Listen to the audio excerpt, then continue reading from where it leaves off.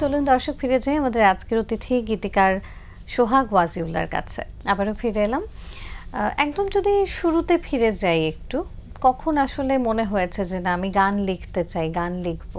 লেখালেখি শুরুটা আসে ছোটকাল থেকেই, অর্থাৎ কবিতা লেখা বা যে কোনো লেখা পড়া বা লেখার অভ্যাসটা ছোটকাল থেকেই। বাট 2007-এ আমি ঢাকাতে আসি পড়াশোনা করার উদ্দেশ্যে আর কি। সেখান থেকে মূলত আমাদের যে এখনকার জনপ্রিয় কণ্ঠশিল্পী বেলাল খান, ওনার সাথে পরিচয় হওয়ার পর থেকে মূলত গানের যাত্রাটা শুরু আর কি। তো সেই সময়টায় কোনোভাবে হয়তো একটা গান লেখা হয়েছে, তারপরে গানই লিখে যাবেন সব সময়, সেটা আসলে কেন মনে হলো? বিলাল ভাইয়ের সঙ্গে পরিচয়ের পরে মনে হলো যে আমি বাংলা সাহিত্য নিয়ে পড়াশোনা করবো আর কি, লেখার প্রতি একটা আগ্রহ তৈরি হলো আর কি। তো সেই উদ্দেশ্যে কিন্তু পরবর্তীতে বাংলা সাবজেক্ট নিয়ে পড়াশোনা করছি। আচ্ছা আচ্ছা। হ্যাঁ, তারপরে ওই যে ভুট্টা মাথায় চাপছে আর কি, তখন আমি বিভিন্ন ইউনিভার্সিটি চান্স পাওয়ার পরেও কিন্তু আমি ঢাকাকে ছেড়ে যাই না আর কি, যে আমাকে লিখতে হবে। ওই লেখার উদ্দেশ্য করে আমি ঢাকাতে আমাদের শহীদ তিতুমির কলেজ, এখানে বাংলা সাহিত্যে অ্যাডমিট হয়েছি আর কি। আচ্ছা। হওয়ার পর ওইখান থেকে বিলাল ভাইয়ের সঙ্গে লেগেছিলাম এবং খুব সহজে খুব দ্রুত আমি খুব লেখার চেষ্টা করছি, লেখা নিয়ে কীভাবে লেখা শেখা যায় বা একটা গীতি কবিতা লেখার জন্য যেটুকু প্রয়োজন হয় কি যে জিনিসগুলো দরকার হয় শেখার জন্য, তো এই জিনিসগুলো আসলে শিখতে লাগলাম। আমাদের বিলাল ভাই বা অন্য অনেকের সঙ্গে পরিচয় হলো, তারাও টিপস দিল, এই লেখা শুরু করলাম। এরপরে সিনেমার সঙ্গে যুক্ত হলাম এবং প্রথম গান সিনেমাতে বের হলো এবং সিনেমার প্রথম গানই আমার সুপার ডুপার হিট করলো। কি ছিল গানটির নাম? গানটা ছিল হচ্ছে ভালোবাসা কেন অসহায়, বিলাল খান। মুভিটা ছিল হচ্ছে পাগল তোর জন্য। আচ্ছা আচ্ছা। হ্যাঁ, ওই মুভিতে বিলাল খানের প্রথম যে হিট গানটা ছিল ওটা ছিল আমার ভালোবাসা কেন অসহায়, বিলাল খান শাকিলা শাকি। আচ্ছা আচ্ছা। তারপরে যেহেতু গান জনপ্রিয় হয়ে গেলে একটা তো চাহিদা তৈরি হয়, তো এইভাবে আসলে শুরু হয়ে গেল আর কি গান লেখা, এবং আমিও পড়াশোনার পাশাপাশি এটাকে কন্টিনিউ করতে লাগলাম। বাংলা সাহিত্যের মতো একটা কঠিন বিষয় নিয়ে পড়াশোনা করেছেন, এরপরে তো হতেই পারতো যে আপনি সাহিত্যিক হতে পারতেন বা কবি হতে পারতেন। সেই সব কিছু বাদ দিয়ে যখন আসলে গীতিকারই হলেন, তখন প্রথমেই এরকমভাবে চলচ্চিত্রে গান, এটা তো আসলে নিশ্চয়ই ভাবেননি, ভেবেছিলেন কি? যে কোনো গানের সুর আমাকে খুব টানতো আর কি। তো যেহেতু এখানে এসে যুক্ত হলাম এবং এই সূত্রে ফিল্মের লোকের সঙ্গে পরিচয় হলো, তখন এই জিনিসটা আমার মগজে ভালোভাবে ঢুকে গেল এবং এটা থেকে বের হতে পারলাম না আর কি। তখন আমি অ্যাসিস্ট্যান্ট লাইফ শুরু করলাম, অ্যাসিস্ট্যান্টই করতাম, আর পাশাপাশি গান লিখতাম। তো যখন আস্তে আস্তে গানগুলো জনপ্রিয় শুরু করলো একের পর একটা সময় ছিল যে বাজারে আসলে আমারই শুধু গান হিট ছিল। হ্যাঁ, সেই 2010 থেকে দেখা যাচ্ছে 2020 পর্যন্ত কিন্তু আমার লেখা একের পর এক গান সব সুপারহিট। আচ্ছা, ঠিক আছে। তো দেখা যাচ্ছে তখন কাজেরও চাপ বেড়ে গেল, তখন লেখা মানে পড়াশোনা করে জন্য কিছু করব এটার আসলে মাথায় এমনই নাই, চেষ্টাও করি না আর কি। হ্যাঁ, এরপরে সিনেমার গল্প লিখলাম, এই গান লিখলাম, বিভিন্নভাবে বিভিন্ন ধরনের কাজে যুক্ত হয়ে গেলাম, নাটকের সঙ্গে যুক্ত হলাম, নিজে নাটক ডিরেকশন দিলাম, নাটকের স্ক্রিপ্ট লিখলাম। তো দেখা যাচ্ছে এইসব ব্যস্ততায় আসলে এটা নিয়েই মানে এটার প্রেমে মজে এখানেই থেকে গেলাম আর কি। লেখা গানের ক্ষেত্রে আপনি আসলে কোন বিষয়গুলোকে মূলত প্রাধান্য দিয়ে থাকেন? যত সহজে একটা মানুষের হৃদয়ের আবেগটাকে তুলে ধরা যায়, বা যে কথাটা মানুষ তার মুখে মুখে রাখতে পারে, বা যে কথাটা মানুষ বলতে চায় কিন্তু সে আসলে বলতে পারে না, আমি সেই কথাটাকে তুলে আনার চেষ্টা করি। প্রথমে যখন শুরু করেছেন তখনের কথা বলি, তখন তো চলচ্চিত্রের জন্য একটু রোমান্টিক আঙ্গিকের গানও লিখতে হতো। না, আমার যে গানটা ছিল কিন্তু স্যাড গান ছিল। আমি যে গানটা শুরু করছি, হ্যাঁ, চলচ্চিত্রের ব্যাপারটা তো একটা গল্প ভিত্তিক থাকে। একটা গল্প আপনাকে তো বলা হয় যে আগে পরে ঘটনা বলা হয়, বা অনেক সময় ফুল মুভিটার গল্পটা আপনাকে মাথায় দেওয়া হয় সহজ করার জন্য। ওই আঙ্গিকে ওই দৃশ্যের প্রেক্ষাপটে গানটাকে লিখতে হয় যাতে ওইটাকে দর্শক গ্রহণ করে আর কি। বর্তমানে যদি আমাদের দেশে কেউ গীতিকার হতে চায়, পেশা হিসেবে এটিকে বেছে নিতে চায়, সেই ক্ষেত্রে আপনি আসলে কি ধরনের পরামর্শ দিবেন, কি ধরনের প্রস্তুতি নেওয়া উচিত? এটা খুব টাফ একটা জিনিস, কঠিন, না নেওয়াটাই ভালো। বাট যদি কেউ নিতে চায় তাহলে তাকে অবশ্যই অধিক ট্যালেন্ট হতে হবে এবং তাকে প্রচুর শব্দ জানতে হবে, মানুষকে পড়ার ক্ষমতা থাকতে হবে। এটা অনেক কঠিন একটা জব, গান লেখা খুবই কঠিন একটা ব্যাপার। সো এই জিনিসটাকে পেশা হিসেবে নেওয়া আসলেই, যেমন আমি এটা বোকামি বলা যায়, বাট আমি এটাকে এত ভালোবাসি যে এটাকে বাইরে আমি যেতে পারি নাই। এখন যদি কেউ প্রচণ্ড ভালোবাসে তাহলে সে আসতে পারে, কারণ যেখানে প্রচণ্ড ভালোবাসা থাকে সেটাকে জয় করা সম্ভব। আগে একটা সময় যখন আসলে আপনারা গান লেখার পরে সুর, সঙ্গীত পরিচালনা এবং গাওয়া বিষয়গুলো যেভাবে করে হতো, আমার ধারণা সেই সময়টায় আপনি পেয়েছেন, এখন কিন্তু আসলে সেভাবে হয় না। এই জায়গাটা থেকে আপনারা একজন গীতিকার হিসেবে আপনি কি কোনো সমস্যা বা চ্যালেঞ্জের মুখোমুখি হন কি, বা এটাকে কি আপনি কিভাবে দেখেন? কাজের সেক্টরটা অনেকটা ভিন্ন রকম হয়ে গিয়েছে। আগে হয়তো একটা অ্যালবামে গান লিখলে একটা গীতিকবি হয়তো একসাথে 4-5টা গান লেখার সুযোগ পেত, এখন গান হয়ে গেছে সিঙ্গেল, প্রতিযোগিতা বেশি হয়ে গিয়েছে। হ্যাঁ, দেখা যাচ্ছে এখন ঘরে ঘরে গীতিকার। হ্যাঁ, এই ক্ষেত্রে কাজের সেক্টরটা আসলে অনেক সীমিত হয়ে গেছে। যারা খুব ভালো মানের গীতিকবি তারা ছাড়া আসলে যারা কাজ করছে তারা আসলে ওই মানের হচ্ছে না, কাজ হচ্ছে অনেক, যেহেতু ওই মানের হচ্ছে না, গানের কোয়ালিটি লেস হচ্ছে। হ্যাঁ, শ্রোতাদেরকে আমরা হয়তো যে গান তারা চাচ্ছে সেটা দিতে পারতেছি না। এবং কাজের সেক্টরটা হয়ে গেছে খুব, যেমন আগে অনেক বড় বড় প্রোডাকশনগুলো কাজ করতো, এখন তারা কাজ করছে না, খুব কম করছে, বা করলেও যে তারা খুবই হয়তো বাজারে যে এই মুহূর্তে যে খুব জনপ্রিয় তারা হয়তো একটা গান করছে। এখন দেখা যাচ্ছে এই মুহূর্তে তো কোনো একটা শিল্পী খুব জনপ্রিয় হয়েছে, তাহলে তার কাজ করার জন্য তো গীতিকার তো অনেক আছে, কে কাজ করবে? অনেক সময় কি যে যার সঙ্গে জুটি বেঁধে যায়, অনেক সময় দেখা যায় তো আমি আপনার সাথে গান করেছি, গানটা জনপ্রিয় হয়েছে, তাহলে ওই ক্ষেত্রে আমাকে বেছে নিচ্ছে, আর 5জন গীতিকার হয়তো কাজটা পাচ্ছে না। তো এই একটা জটিলতা আছে কাজের সেক্টরের। মানে এখন তো ইউটিউব ভিত্তিক চ্যানেল বেশি, তো তারা আবার দেখা যাচ্ছে কোয়ালিটিটা বুঝে কাজ করতে পারে না। তো এই জন্য আসলে যারা মূলধারার গীতিকার তাদের জন্য এখন মানে জায়গাটা খুব সীমিত হয়ে গিয়েছে।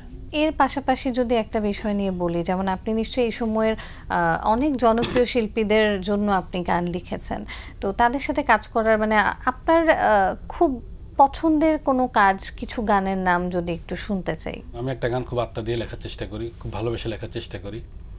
তবে হয়তো একটা গান আমি হয়তো খুব মন দিয়ে লিখেছি, বাট আমি যার গলার জন্য তুলে দিয়েছি তো সে ভালো গাইতে পারে নাই, অথবা অনেক সময় দেখা যায় ভালো মিউজিক হয় নাই। সব গান হয়তো আমাদের তত্ত্বাবধানে হয় না, যে কারণে দেখা যাচ্ছে অনেক গান আমাদের আমি লিখেছি, আমি যেভাবে যে ফিলে লিখেছি তো এই ফিলে গানটা সম্পূর্ণ হয় নাই। তো সেই ক্ষেত্রে দেখা যাচ্ছে হয়তো আমার লেখা লিরিকটা হয়তো আমার কাছে অনেক প্রিয়, কিন্তু ফাইনালি যখন গানটা আউটপুট হচ্ছে তখন হয়তো গানটা দর্শকের ভালো লাগছে না। আচ্ছা, হ্যাঁ, তো আমার লেখা আসলে অনেক গান জনপ্রিয় এবং প্রত্যেকটা গানই তোমার প্রিয় গান। হ্যাঁ, যেমন রিসেন্ট আমার একটা গান খুব জনপ্রিয় হয়েছে, আমার বন্ধুরও বন্ধু আছে।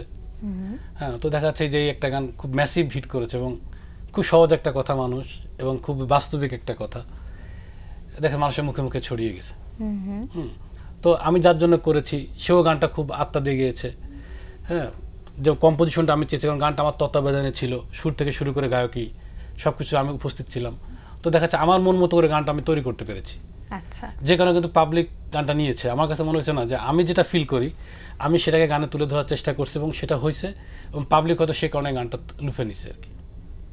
তো এই যে ব্যাপারগুলো আর কি।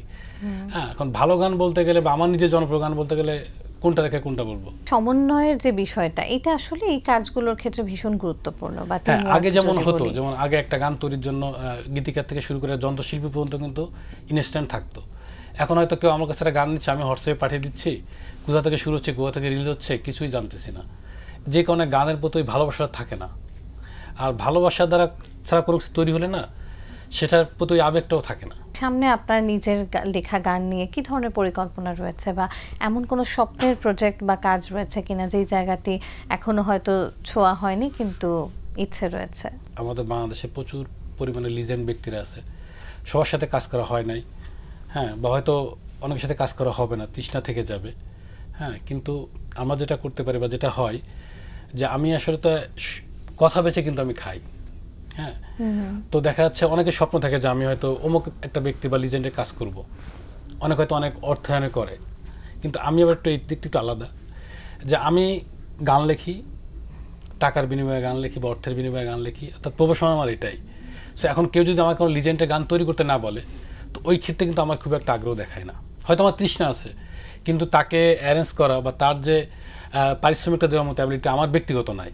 যদি কোনো কোম্পানি ওই ক্ষেত্রে হেল্প না করে বা এগিয়ে না আসে তাহলে আমার ওই ক্ষেত্রে আমার আগ্রহ একদমই নাই। আমি ব্যক্তিগতভাবে খুব পছন্দ করি যে আমার নিজের হাতে অনেক লিজেন্ড তৈরি হোক, অনেক নতুন শিল্পীরা তৈরি হোক, আমি এদিকে বেশি আগ্রহী। তো দেখা যাচ্ছে যে আমি সবসময় চেষ্টা করি যে আমি এমন একজনের গান করবো, এমন একটা গান বানাবো যে আমার গানটা দিয়ে সে একজন আর্টিস্ট হিসেবে পরিচিতি পাবে, ওটাই আমার তৃপ্তি। এখন বর্তমানে কিন্তু প্রচুর শিল্পীরা রয়েছে যারা তরুণ, বা তারাও কিন্তু আসলে খুঁজতে থাকে যে একটা ভালো গান, ভালো কথা, ভালো সুর, সেটা যদি তারা গাওয়ার সুযোগ পায়, সেই সুযোগের অভাবটা বা সুযোগটা সবসময় খুঁজতে থাকে, এটা কিন্তু তরুণ শিল্পীদের মধ্যে থাকেই সবসময়। সো সেই জায়গা থেকে আসলে তারা যদি এই ধরনের যারা আপনারা গুণী গীতিকার সুরকার রয়েছেন, তারা যদি তাদের সাথে এই সেতু বন্ধনটা যদি সুন্দর থাকে, তাহলে কিন্তু তাদের কাছ থেকে অনেক প্রতিভাবান শিল্পীরা তাদের প্রতিভাটাকে আসলে তুলে ধরার সুযোগটা পাবে। না, আমি বরাবরই চেষ্টা করি নতুনদের সঙ্গে কাজ করার, এবং আমার হাত ধরে ইন্ডাস্ট্রির বহুত অনেক নতুনরা আজকে জনপ্রিয় আমার গান গেয়ে বা আমার তত্ত্বাবধানে। হ্যাঁ, অনেক অনেক এটা। আর আমি আমার অনেক শিষ্যরা আছে যারা আমার কাছে গান লেখার চেষ্টা করে বা আমি তাদের শেখাই। আমি এক কথা নতুনদের নিয়ে থাকতে পছন্দ করি। পারিবারিক এবং সামাজিক প্রেক্ষাপট থেকে আপনি কি ধরনের মানুষের কাছ থেকে আসলে কি ধরনের অ্যাপ্রোচ পেয়েছেন এই এতগুলো বছর ধরে, যে গান লেখে এটা আসলে কেমন প্রফেশন, এটা আসলে কি এভাবে কি হয় কি না, এই জায়গাগুলো কেমন ছিল? আমার জন্য গান লেখে চলাটা খুব কঠিন ছিল, প্রথম থেকে শুরু থেকে অনেক কঠিন ছিল। তবে গান লেখে মানুষের প্রচণ্ড ভালোবাসা পেয়েছি। অনেক সময় দেখা যাচ্ছে আমি যে ভালোবাসা পেয়েছি হয়তো অনেক সময় অনেক জনপ্রিয় কণ্ঠশিল্পী সেটা পায় না, যেহেতু আমরা ক্যামেরার পিছের লোক। ক্যামেরার পিছেও বলা যাবে না, হ্যাঁ, মানে আমরা অনেকটা আড়ালের। আমাদের শুধু গানের কথাগুলোই মানুষ প্রচার করে, আমাদের নামটা কিন্তু খুব খুব খুব কম প্রচার আসে কম। তো সেই ক্ষেত্রে দেখা যাচ্ছে আমার জায়গা থেকে যেহেতু আমার একের পর এক অনেক জনপ্রিয় গান এসেছে, মানুষ আমাকে খুঁজে খুঁজে বের করেছে, তাদের ভালোবাসা পেয়েছি।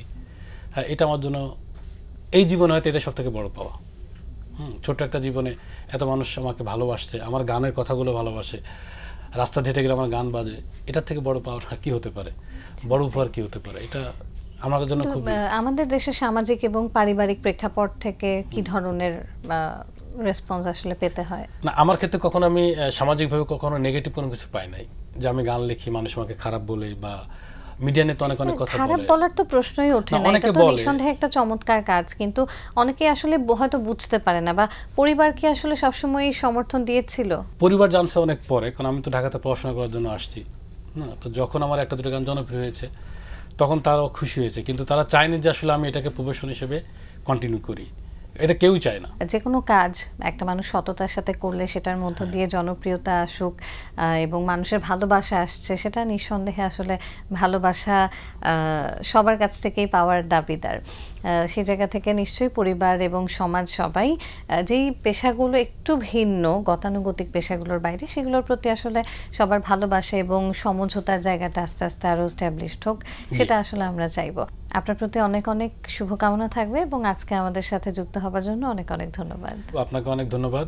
যারা বাংলা বিষয়ের দর্শক শ্রোতা, তাদেরকে ধন্যবাদ এবং ভালোবাসা। আমার জন্য সবাই দোয়া করবেন। প্রিয় দর্শক, এতক্ষণ কথা হচ্ছিল অতিথির সঙ্গে, এবার সময় হলো বিদায় নেবার। আমাদের অনুষ্ঠান সম্পর্কে আপনার যে কোনো মতামত ও পরামর্শ জানাতে লিখুন এই ঠিকানায়। প্রযোজক Din Protidin, Bangla Vision, Noor Tower, 110 Birottam CR Dutta Road, Dhaka 1205। Phone 96320303 আমাদের ইমেইল অ্যাড্রেস dinprotidin@banglavision.tv। মার্কিন সায়েন্স ফিকশন লেখক আইজ্যাক আসিমভের একটি উক্তি বলে বিদায় নেব আজ। তিনি বলেছেন, জ্ঞান সমস্যা সৃষ্টি করলেও অজ্ঞতা তার সমাধান নয়।